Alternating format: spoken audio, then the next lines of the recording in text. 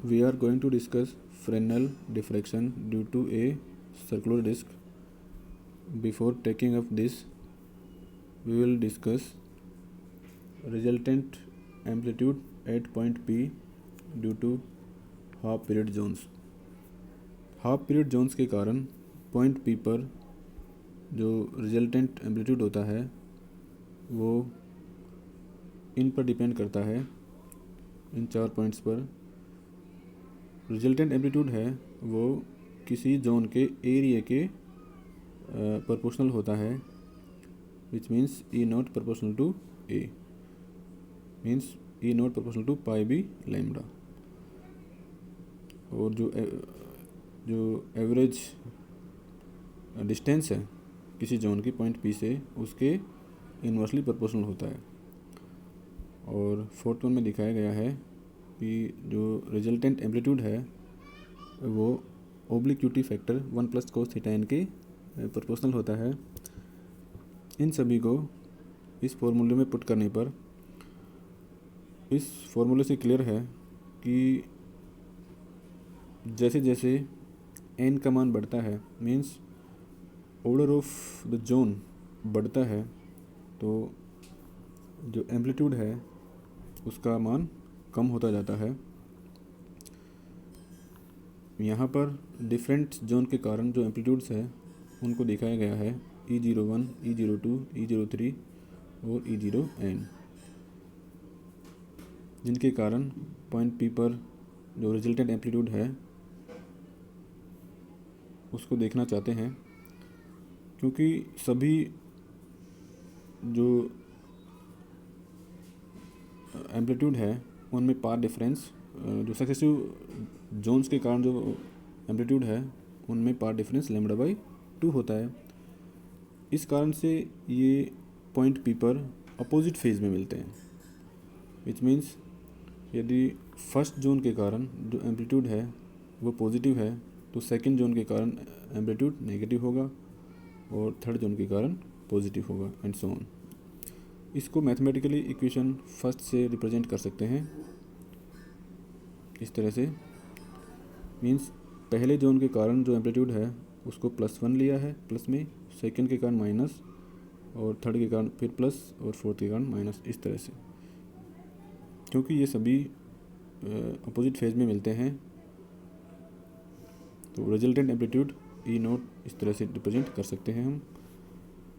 अब क्योंकि जो एम्पलीट्यूड है वो n का मान बढ़ने पर कम होता जाता है, मीन्स पहला जोन है उसके कारण एम्पलीट्यूड मैक्सिमम होता है, सेकंड के कारण थोड़ा कम, थर्ड जोन के कारण उससे भी कम एम्पलीट्यूड मिलता है, विच मीन्स जो E02 है वो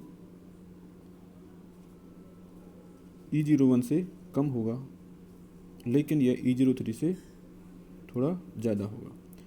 इसको मैथमेटिकली इस तरह से रिप्रेजेंट कर सकते हैं कि पहले जोन के कारण और तीसरे जोन के कारण जो एम्पलीट्यूड है उनका एवरेज सेकंड जोन के कारण एम्पलीट्यूड है उसके बराबर होगा। सिमिलरली हम तीसरे और पांचवें जो जोन है उसके कारण जो एम्पलीट्यूड है उनका एवरेज चौथे जोन के कारण एम्पलीट्यूड के बराबर पुट कर सकते हैं, एंड सो ऑन। इसको इक्वेशन फर्स्ट में रखेंगे तो हम इसको इस तरह से रिप्रेजेंट कर सकते हैं। दिस वन पहली इक्वेशन है वो, और फाइनली इसको इस तरह लिख सकते हैं। यदि नंबर ऑफ जोन्स इवन है तो उस केस में ये इसमें कन्वर्ट हो जाएगा, और यदि टोटल नंबर ऑफ जोन्स है वो इवन नहीं है, ओड है, तो उस केस में ये इक्वेशन इसमें कन्वर्ट हो जाएगी। अब क्योंकि n का मान बहुत ज़्यादा होता है तो उसके कारण जो लास्ट जो जोन है उसके कारण एम्पलीट्यूड को नेग्लिजिबल मान सकते हैं, विच मीन्स nth जोन है, सबसे अंतिम जोन है, उसके कारण एम्पलीट्यूड को नियरली जीरो माना जा सकता है जब n का मान बहुत ज़्यादा हो, विच मीन्स जो रिजल्टेंट एम्पलीट्यूड है वो पहले जोन के एम्पलीट्यूड का हाफ होता है। इसको इक्वेशन 2 से रिप्रेजेंट किया गया है। इसकी इंटेंसिटी हम इस तरह से निकाल सकते हैं, दिस वन, और इंटेंसिटी निकालने के लिए हम इसको स्क्वायर करेंगे, तो this one is final answer, which means the intensity at point P is only 1/4 of that due to the first half period zone alone. Means पहले जोन के कारण जो इंटेंसिटी होती है उसका 1/4 होती है resultant intensity at point P पर। अब हम diffraction due to circular disc को समझेंगे।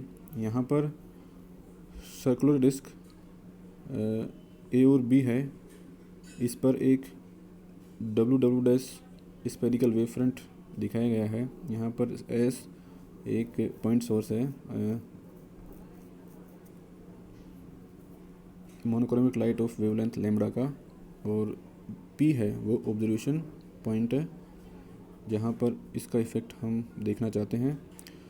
जो डिस्क है वहाँ से पॉइंट P की डिस्टेंस B है।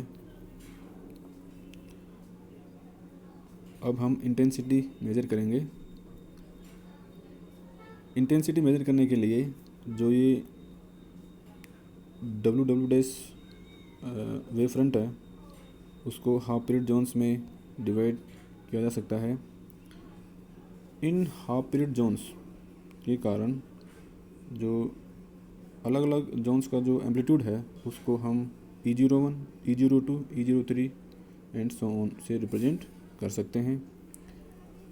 अब यदि पहले केस में इस डिस्क की साइज़ इतनी है कि यह जो पहला हाफ पीरियड जोन है उसको कवर कर लेता है, विच मीन्स P पॉइंट्स पर पहला हाफ पीरियड जोन है उसका एम्पलीट्यूड 0 हो जाता है, तो उस केस में जो रिजल्टेंट एम्पलीट्यूड होगा पॉइंट P पर वो सेकंड से स्टार्ट होगा, क्योंकि पहला जो हाफ पीरियड जोन है उसको इस डिस्क ने कवर कर लिया है।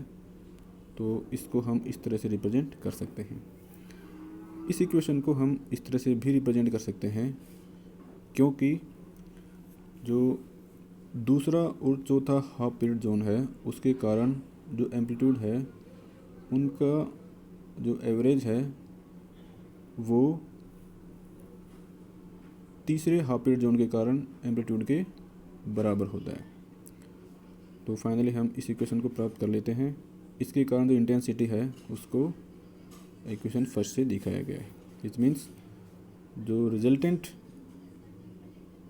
एम्पलीट्यूड है वो पहले जो दूसरा एम्पलीट्यूड है उसका हाफ होता है, और जो रिजल्टेंट इंटेंसिटी है वो दूसरे हाफ पीरियड जोन की इंटेंसिटी का 1/4 होती है।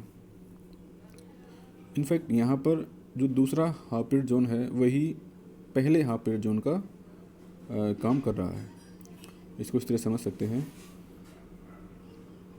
सेकंड केस में यदि डिस्क है उसकी साइज़ इतनी है कि वह फर्स्ट जो 2 हाफ पीरियड जोन है उनको कवर कर लेती है, उनको ढक लेती है, उसके बाद में पॉइंट P पर जो रिजल्टेंट एम्पलीट्यूड है वो तीसरे, चौथे, पाँचवें और इसके बाद वाले हाफ पीरियड जोन्स के एम्पलीट्यूड वाले पहुंचते हैं।